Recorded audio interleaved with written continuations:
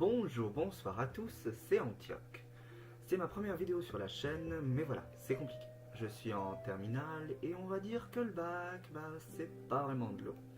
Bref, comme vous l'avez vu avec le titre de la vidéo, je vais vous parler d'une théorie qui concerne l'univers d'Harry Potter. Avant de faire cette vidéo, je tiens à préciser que j'ai quand même fait des recherches pour voir si personne déjà dans un premier temps n'avait pas déjà parlé de ça. Ce serait un petit peu bête. Dans tous les cas, parlons de la chose. Ce que je vais vous dire ici n'est bien sûr qu'une théorie, mais étant quand même un bon fan de l'univers d'Harry Potter, j'ai quand même bien réfléchi. Libre à vous d'y croire ou non. Bref, que vous soyez un vieux ou un jeune fan du monde des sorciers, vous connaissez sans doute le conte des trois frères et des reliques de la mort. Pour ceux qui ne le connaissent pas, je vous fais un petit récapitulatif. Trois frères, Antioch, Cadmus et Ignotus, trois sorciers arrivent un jour près d'une rivière, alors qu'ils étaient en route pour un village assez lointain. La rivière, trop grande pour être sautée et trop rapide pour être traversée à la nage, semble infranchissable. Mais, comme je l'ai dit, c'étaient trois sorciers, et en un coup de baguette, ils firent apparaître un pont solide et ils purent traverser. Selon la légende, la mort furieuse de ne pas les avoir vus mourir apparut devant eux. Et au lieu de les punir, elle fit semblant de les féliciter en leur donnant à chacun l'objet qu'ils voulaient. Antioch, l'aîné, demanda la baguette la plus puissante de toutes. Il reçut donc la baguette de Suron. Cadmus, lui, voulait humilier la mort et demanda une pierre capable de faire revivre les morts. Et Ignotus, le dernier frère, voulut un objet qui empêcherait la mort elle-même de le retrouver. La cape d'invisibilité qu'on connaît tous serait un fragment de la cape d'invisibilité de la mort elle-même. Bien, arrêtons là. Sur les trois frères du conte, nous connaissons la descendance de deux d'entre eux. Le plus connu, le descendant d'Ignotus, Harry Potter. Il a hérité de la cape d'invisibilité de son père, qu'il a reçue de son père, et ainsi de suite. Comme un petit peu le suggère le conte. Ensuite, le moins connu des deux, Voldemort.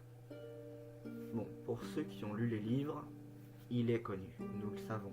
Mais pour ceux qui se sont limités au film, c'est le descendant direct de Cadmus. Prenons un peu de sérieux, voyons. Le second frère. La famille de Voldemort possède en effet la pierre de résurrection, qui n'est autre que le joyau de la bague des Gaunt. Gaunt étant la famille de la mère de Voldemort. Voldemort aura fait de cette bague un Horcrux, qui sera détruit dans le dernier tome, comme on peut le voir.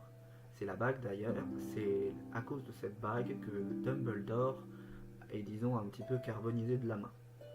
Mais alors, maintenant qu'on a dit ça, à votre avis, qui peut bien être le troisième frère? Enfin, le premier, Antioch. Pour répondre à cela, il faut tourner autour de différents indices que nous a donné J.K. Rowling. Je dis J.K. Rowling, on peut dire J.K. Rowling comme si vous voulez avec un accent particulier, mais moi je m'en fous. Le plus important pour moi, c'est la tombe du dernier frère, la tombe d'Ignotus que l'on retrouve à Godric's Hollow, le village le plus ancien que nous avons, fondé par Godric Gryffondor lui-même.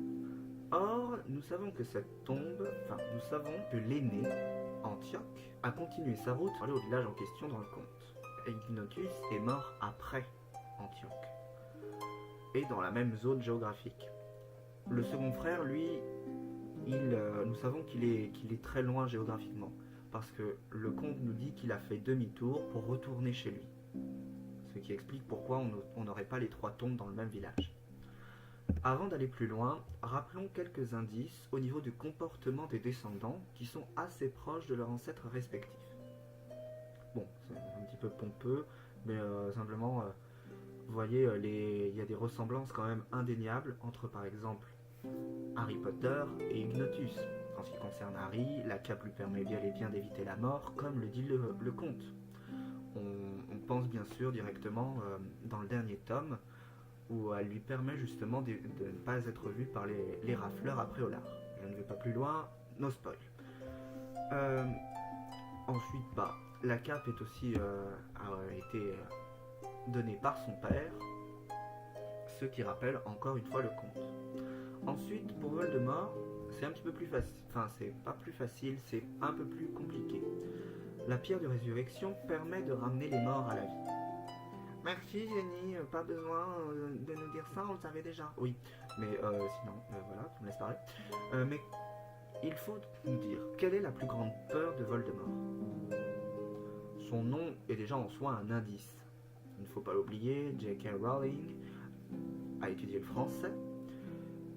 Et dans la saga des Harry Potter, elle a été assez friande de l'onomastique. Vous ne savez pas ce que c'est que l'onomastique? Eh bien, il fallait faire un bac L. Non, je déconne. Aller en ES, c'est beaucoup mieux. Bref, l'onomastique, c'est l'étude des noms.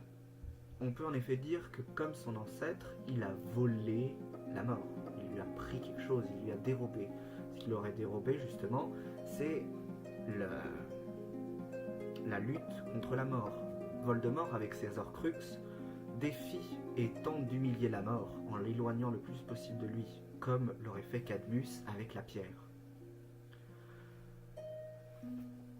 Aussi, il ne faut pas rappeler que Voldy s'est beaucoup effarcé dans le passé pour avoir une autre pierre aux capacités assez similaires, la pierre philosophale, qui n'est pas comme la pierre de résurrection, je dois l'avouer, mais qui elle aussi permet d'humilier d'une certaine façon la mort. Mais maintenant, essayons de trouver qui pourrait être le descendant d'Antioche. Une fois ces deux points exposés, il nous semble assez facile de mettre une première hypothèse. Albus Dumbledore, c'est le premier nom qui peut venir à l'esprit. Car si on vous dit Godric Solo, baguette de sureau, sorcier puissant, logiquement, vous pensez à lui directement. Mais Albus n'est pas originaire de Godric Solo. Ça, c'est le petit détail. Car en effet, Kendra Dumbledore, la mère d'Albus, s'est installée assez tard, après que son mari ait été emprisonné. Dumbledore était déjà né et avant, elle avait fait sa vie dans un autre village avec une autre famille. Enfin, avec sa famille. Vous me comprenez. Donc cela rejette l'hypothèse que Dumby soit directement le descendant d'Antioche. Il faut chercher toujours à Godric Solo, mais une famille plus ancienne. Donc on a la famille du créateur du Vif d'Or, mais ça, on s'en fout. C'est pas le plus important. Godric Gryffondor, il va falloir travailler ça. On s'en fout aussi. Je m'intéresse plutôt à une famille qui aurait marqué l'histoire d'une autre façon que Godric Gryffondor. Celle des Tours de Sac, qui en plus de la marquer, l'a écrit. Tout le monde connaît la célèbre Bathilda Tour de Sac, l'historienne de la magie qui publie tous les bouquins absolument chiantissimes de l'histoire de la magie de Poudlard et que seule Hermione aura lu dans toute sa scolarité. Il se trouve qu'elle fait en effet partie des plus anciennes familles du village.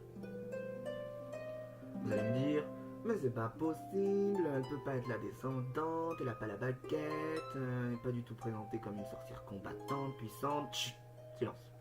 Quand on ne sait pas, on se tait. Tout d'abord, elle n'a pas la baguette. Moi. Déjà, ça c'est faux. Il faut prendre en compte, excusez-moi, qu'elle n'est pas la seule représentante de sa famille. Et ouais, il y a son neveu, Gellert Grindelwald, qui sera présenté beaucoup plus en détail, j'espère, dans la saga des Animaux Fantastiques. Lui, si vous réfléchissez bien, il a en effet la dite baguette. Aussi, Grindelwald, comme Antioche, est un personnage, un sorcier qui nous est présenté comme très belliqueux.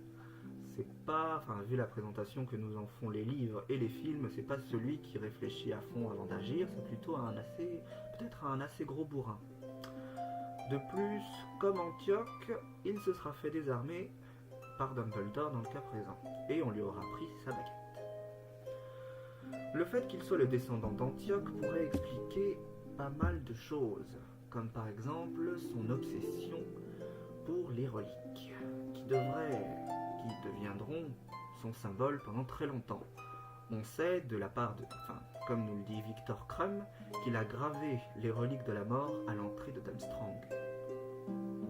Si lui est un héritier de l'un des trois sorciers, de l'un des trois Pivrel, il est très logique que Bathilda Tour de Sac lui ait un jour raconté l'histoire de son origine, et ce serait pour ça qu'il aurait éprouvé un tel attrait pour Godric Solo, puisque c'est là où il aurait pu trouver le descendant d'un autre aïeul, Ignotus, et sans doute la deuxième relique. Donc alors voilà, c'est ma théorie. Merci en tout cas d'avoir écouté jusqu'au bout, et dites-moi dans les commentaires ce que vous en pensez. Il y a peut-être quelques petites failles à ma théorie, ça je m'en doute bien, mais en tout cas c'est quelque chose que je trouve assez logique. Pour ma part, en étant Potterhead, je comprends tout à fait que c'est une logique qui pourrait marcher. Après, il y a certaines choses qui peuvent me chiffonner, comme par exemple le fait que la baguette, normalement, ait été transmise de vol en vol, de meurtre en meurtre, dans une longue traînée de sang. Néanmoins, à cela, on peut un petit peu rétorquer que pour la pierre de résurrection, dans le conte des trois frères, il n'a jamais été spécifié que Cadmus avait un descendant. Alors si on prend le conte des trois frères comme une base hypothétique et non pas totalement historique, on peut tout à fait en convenir que justement c'est logique que la baguette ait été transmise d'une certaine façon de génération en génération en essayant de rester dans la même branche familiale. Pour cela, il aurait fallu que Ollivander nous donne des détails un peu plus marqués et peut-être en saurons-nous plus dans les animaux fantastiques. Dans tous les cas, si vous avez aimé cette théorie, bien qu'elle ne soit pas aussi impressionnante que celle de Didi Chandogri, merci de mettre un pouce bleu, c'est vraiment très important pour nous. Et à une prochaine fois. Je vais essayer de de faire des vidéos plus dans le milieu du fantastique, car c'est beaucoup plus un milieu qui m'intéresse que les let's play et autres. Et particulièrement dans l'animation, en ce qui concerne les séries de dessins animés et autres trucs comme ça. Dans tous les cas, merci de donner votre avis dans les commentaires, merci de m'avoir écouté jusqu'au bout, et je vous dis à une prochaine fois. Bisous bisous, c'était Antioch.